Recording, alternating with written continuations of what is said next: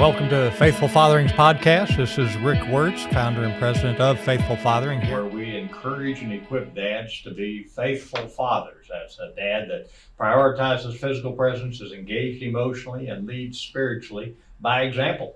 Our focus is on engaging dads and raising a godly generation and reinvigorating the church on the fathering front. The topic for this podcast series is dads becoming heroes. Every child needs a hero. What better hero than dad? So in the studio here to talk about dads becoming heroes is Pastor Ruben Villarreal, and he's pastor of Pueblo Church here in Pasadena, Texas, and just want to welcome him to the studio. Thanks for joining us, Ruben, and thank you for being a part of this podcast. Tell us a little bit about yourself, your church, your ministry. Yes, sir. Well, first of all, thank you for inviting me to be a part of the podcast. I'm a second generation pastor. My father is the founding pastor of a well-known church here in Houston area called La Iglesia del Pueblo.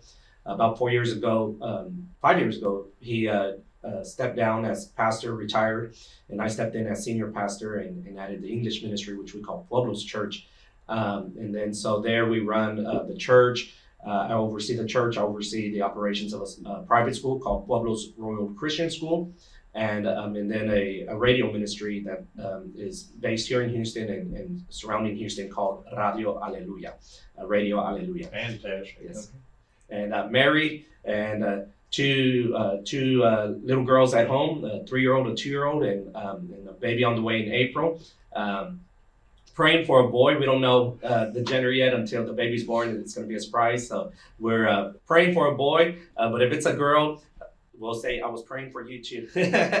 Well, we'll start praying for you. There we go. The 3 girls involved. I hope you have a male dog or something. No, then I have 2 female dogs. And so well, it's a blessing to have you here, Yes. Ruben. Thank you so much for spending time to be with us. And we talk about dads becoming heroes, and as you know, there's only one true hero, and that's Yes. Jesus the Christ.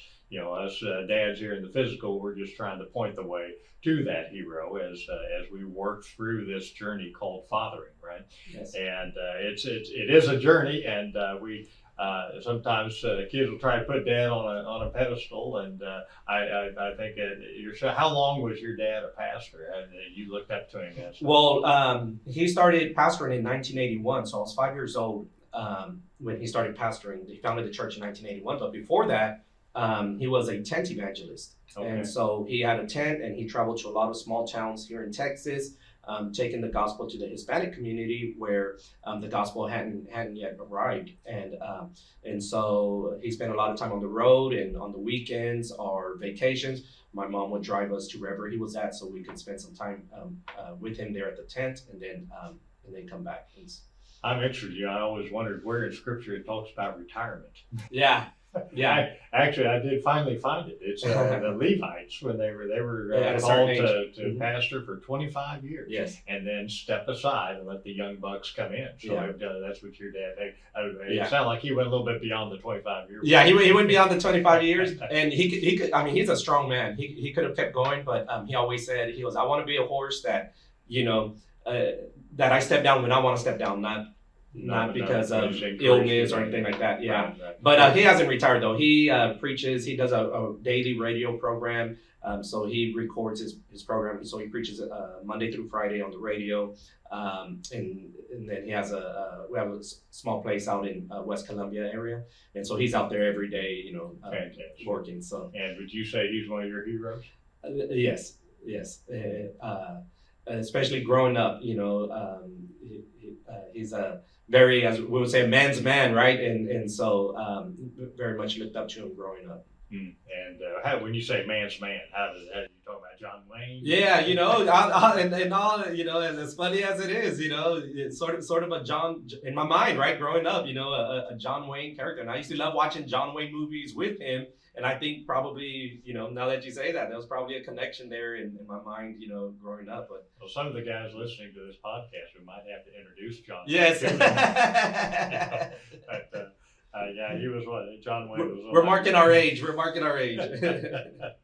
Well, what in your mind? What are some of the key qualities of being a hero in your eyes when you were growing up? Maybe it was your dad. Maybe it's today. Who's a hero Right. to you? Well, growing up and seeing the good and the bad, right, of your father, and then trying to, in my own life, trying to um, be that example on imitating the good and at the same time correcting the things that I think, well, he could have done better in these areas, and I'm trying to not fall into those traps. The integrity, being a man of integrity, being a man of your word. My father was very much, in a lot of ways, a man of his word. If he told you at 7 o'clock, he was there at 6:40. And so I think that those are two important things. Obviously, as believers in Jesus, as Paul says, I'm an imitator of Christ, and you be an imitator of me, right? In other words, we should be imitators of Christ, Sure. and so doing our best. Earlier you mentioned that Jesus is the hero, right? He's the ultimate hero, and we should be imitators of him. And so studying the life of Jesus and imitating it. I always say at church, as we are disciples of Jesus, and as a disciple, we should follow not only the teachings of Jesus but the life of Jesus, right? So Jesus made time for prayer. We need to make time for prayer. Jesus fed those that were hungry. Well, we should feed those that are hungry, right? And so it's Yeah, it's like Romans 12:2. He says, "Don't conform to the pattern of this world, but be transformed by the renewing of their mind under the Word." Of course, we know who the Word was. The Yes. Word become flesh. It Yes. was Jesus the Christ. And then I think it's Romans 8:28-29. I think that says we're to conform to the image of His Son, that He Right. be the first among many brothers. Right.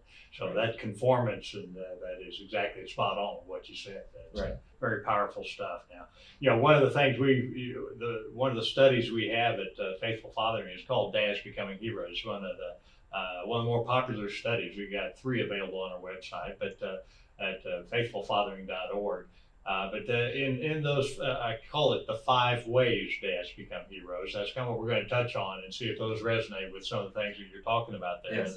The first one that we'll discuss in this podcast is nurturance. Nurturance isn't one of those manly terms, right? You don't think about Right. moms are the nurturers, dads Yes. are the tough guys, and The providers. We're the providers and the disciplinarians. Right. But when you think about nurturance and the way your dad nurtured you, how would you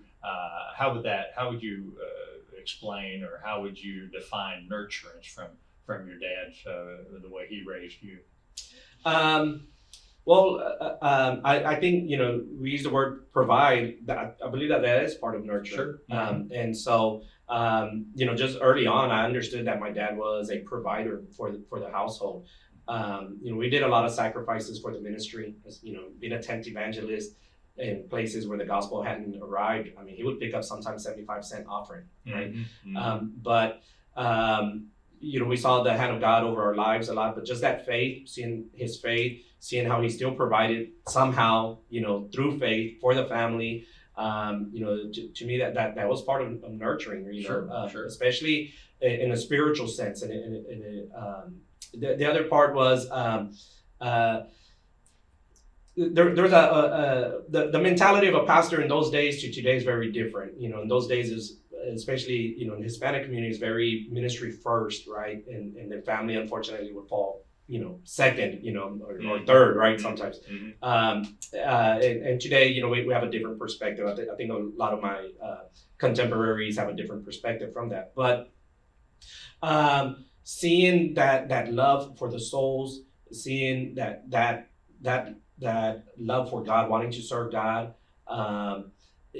in an odd way was nurturing to me, in the sense of there was a reason that he felt like that. There was a reason that he did those things, because God was real to him, and God could be real to me, and so that comforted my soul, that comforted my heart, my spirit, that God is very real, not a just not a well, I wish he exists. We're gonna hope. Yeah. Maybe like Noah saw the sacrifice of my parents because they understood that God was very real, and he would provide for us. He was going to, no matter what they were doing, as long as they were serving him and being faithful to him, he was going to provide it. And that in a just sort of looking back, not in, looking back way was very comforting to me, knowing Sure. that we were serving the Lord. Right, and I think that provide is, sometimes the younger generation, and actually in my generation as well, provide.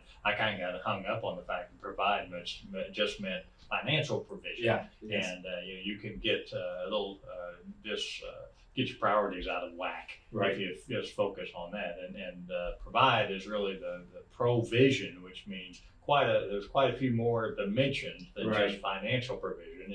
It's that vision of Christ in your life. It's that vision of who you can become. It's that vision of what a home and a marriage looks like. Right. These types of things. And so I think that's sounds like what your dad really provided for. He put Christ first in ministry, and the family was just incorporated in that whole vision. Right. It sounds that's the other side. What dads aren't typically good at are touches. Yeah. There was a study done years ago that said we all need 8 to 10 physical touches a day for good emotional health.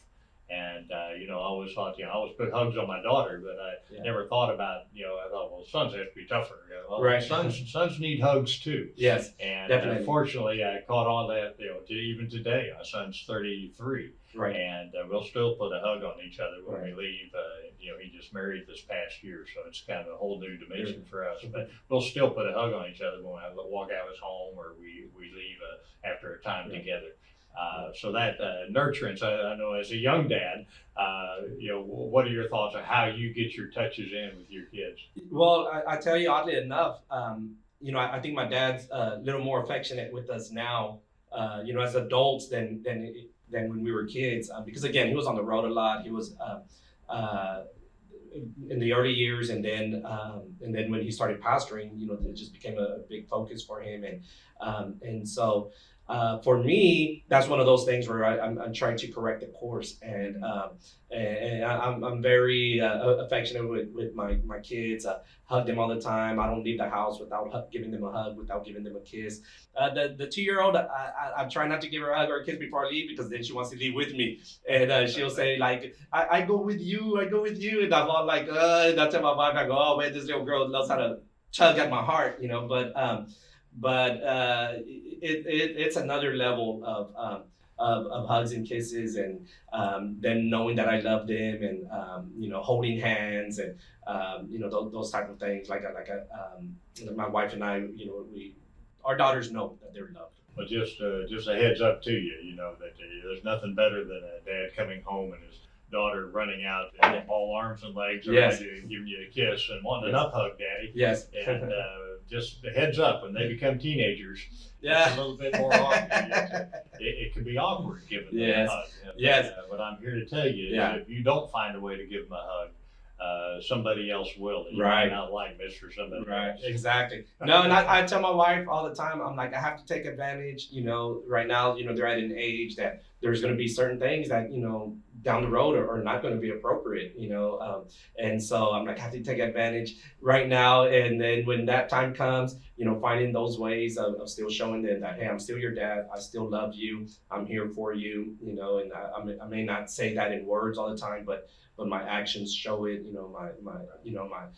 Me holding your hand, or giving you. And, even today, my daughter's 35, and I swing her to the side. I give her up hug that way. There we go. So that's you just have to find the way to do that, and it can be appropriate. And, Right. I think Definitely. that's our challenge a lot of times, is Yes. to find that right way. Exactly. To get that hug in. Exactly. So that's the way we navigate through that. I think it tends to be easier for a daughter than with a son, because we want our sons to be soft, right? Right. And it sounds like that's probably what your dad was saying. He didn't want Yeah. Ruben to be soft. You got to be a tough guy, and that's something that we have to be sure to be careful of when it comes Find to that boys balance. as well. Balance, and just Jesus was a hugger. That's for sure. I mean, he'd put a hug on his disciples, and they would it's that physical touch has always been very important all the way around. So as you look at that, you move beyond touch into discipline. Any thoughts or history that you had on effective discipline? So, oddly enough, in our household growing up, my mother was more the disciplinary, right? She was the one who brought, if dad disciplined, man, you crossed the line. You went way too far on crossing the line, and that's when he stepped in. But the day-to-day, disciplinary measures came from my mom. She was a CEO of the Villarreal household, right? So she's in other words, she's a stay-at-home mom, and we're extremely blessed to have her there with us before we went to school, when we got back from school.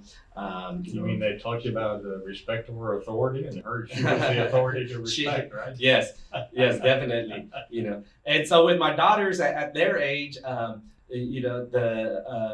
discipline right now is just really getting them to share. The older one, being a little gentler with her younger sister because she's significantly bigger than her. And so a lot of times with them right now at their age, again, they're 3 and 2, it's just adding some bass to my voice. No, and that, sometimes that's enough, with the girls. Yeah, every child is unique. Yes. Whether it's my son, it took a little bit more force. My Right. daughter, all I had to do is look and give her a look, and she would break down. And so you have to know what works. Right. But girls can be manipulative. Yes, You got to yes. watch out for that. Yes. Some of that's okay. But I know that as marriages come along and as they mature and as kids start to mature, one of the most important things we have to talk about in the home is maybe some of the disciplinary practices that we grew up under. Right, because moms, when you get married, they didn't typically a topic of conversation. Yes. When you're dating and when you're early Right. in marriage. But as kids come in, it's important to hash that out. What were Right. some of the good, the bad, and the ugly? Right. Some of the disciplinary practices in your home, Right. and compare notes so that Right. the most important thing when it comes to discipline, as far as the dimension of nurturance goes, is to make sure mom and dad are always unified, Right. and that they're in sync, that they know what the rules are. As kids get older, we have to lay out those rules, have a family discussion about what is an effective discipline, and what are the rules of the home to begin with, and then when those rules get broken or a line is crossed, what is the discipline? And then when we enforce the discipline, of course, there's no emotion in this, no anger breaks through or anything else. And I will just confess right here that I had anger break through more than once, and that's just a natural, unfortunately, that's part We're of the human. natural man. Yeah, Yes. we have that Adam in us, right? Yes. And so I had to shut down and say, son, will you forgive me? I've crossed the line. I've lost self-discipline in the process of trying to discipline you, so that isn't going to work. Right. So will you forgive me? And of course, a child is always happy to forgive us, because that means their discipline has stopped, right? So they're relieved of that. But it's just something that as dads, we have to be very cognizant of, not to cross that line into anger and get into trouble there. There are biblical examples of when a lack of discipline really cost them a lot of trouble. You think of Eli and his 2 sons. Mm-hmm. They were breaking the law and sinning, and he knew of it, and he failed to do anything about it. That ended up costing him both of his sons, dying before he did. Of course, and he died as well. But that is how Samuel, of course, came into the picture, the judge Samuel. And then he proceeded to do the same daggum thing. He didn't discipline his sons, so there was nobody to follow him, and they got blessed with King Saul, but I just wanted to touch base there. And then David did the same thing with his sons, so he wasn't engaged, and he didn't. That's exactly right. And but he messed up to begin with. He married more than one woman. I think 8 was the final number, which is just nuts. But he should have kept it simple. But one last dimension of nurturing is listening, and of course you're going to tune into that to an ever new level as these girls start to grow up. Right. So how do you feel if your bride was here? Would she say you're a good listener? I'm going to plead the fifth on that. No. when it comes to the girls, yes, probably when it comes to her, she would probably say no. How do you work at that? I do my best. Like I sincerely do my best. If it's something that a lot of times, hey, can you move the clothes from the washer to the dryer? On a level of importance that might sometimes fall to me on a level 1, but on her on a level 4. And can you take out the trash? To me, that might fall on a level 5 of importance, and to her, level 2 or 3, and I'll get those crossed and end up taking out the trash and not doing what was important for her, and so I think that those are normal things. Again, we're 5 years married. We'll see how it goes when we're 25 years. Well, speaking from 41 years, I say, what happened is 1 year just flat got wore out trying to listen. That's a joke between us. I am deaf in my right ear. Selective hearing. I don't let her on my left ear anymore. But, no, I think our challenge is if men want to go to our website for this study, it's called Dads Becoming Heroes, and we do talk about active listening as part of the nurturance dimension of fathering. And that active listening means that when you're talking to kids, you get down on their level. You're eye to eye, you're engaged, you're listening. And when you're talking to your bride, you're just making sure that you heard what she said. And that mirroring back, that question or whatever, that conversation. So, but that's the first dimension here. What we talked about in this first of the 4-part series on Dads Becoming Heroes is dads just understand that your kids look to you as a hero. Our responsibility is to point to the real hero, Jesus the Christ. And the first dimension we mentioned here was how to be a nurturing father. That includes touch, it includes discipline, it includes listening. So, Ruben, I thank you so much for joining us here, and we'll continue with part 2 here in a little bit. But dads, understand that it's through nurturance that you can become a hero in your children's eyes. God bless and Godspeed.